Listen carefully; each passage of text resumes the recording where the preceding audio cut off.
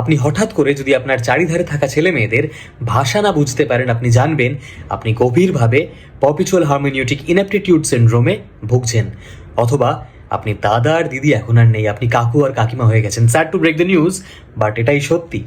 আপনাকে ঘিরে ধরেছে গেঞ্জি পরা জেনজি, তাই সম্পূর্ণভাবে ফসিল হয়ে যাওয়ার আগে আসুন শিখে নিই কিছু বিশেষ জেনজি লিঙ্গ। এই ধরুন আপনি পাজামা পাঞ্জাবি পরে সেজে গুজে একটি বিয়ে বাড়িতে গেছেন, সেখানে একটি দাঁড়িয়ে থাকা ছেলে আপনাকে আপাদমস্তক দেখে বলল, your drip is kind of made. এটা শোনা মাত্র কিন্তু আপনি ওষুধের দোকান থেকে স্যালাইনের ড্রিপ কিনতে ছুটবেন না। এদের কাছে ড্রিপ মানে হলো জামা কাপড়, আর মিড মানে হলো মিডিওকার, অর্থাৎ আপনার সাজটা অত্যন্ত খাজা, আনইমপ্রেসিভ। এরপর আপনি যখন মাংস আর পোলাও নিয়ে একটা কোণে দাঁড়িয়ে চুপি চুপি মাংসর হাড় চিবোচ্ছেন, আপনার পাশে দাঁড়িয়ে থাকা কয়েকটি মেয়ে কেটারিং এর সার্ভার ছেলেটিকে দেখিয়ে বলল, ও হিজ গট দ্য সস। এটা শোনা মাত্র কিন্তু আপনি দৌড় গিয়ে ছেলেটির হাত থেকে টমেটো সসের বোতলটা নিয়ে আসবেন না।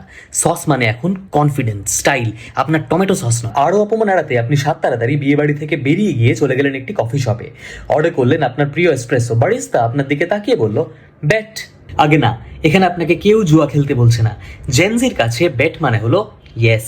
দেখেছেন তো আপনি কেমন একটা এনপিসি হয়ে গেছেন, নন প্লেইং ক্যারেক্টার যাকে কেউ মনে রাখে না, সবাই ভুলে যায়। আর হাঁ করে তাকিয়ে থাকবেন না, যান touch glass, your game is over.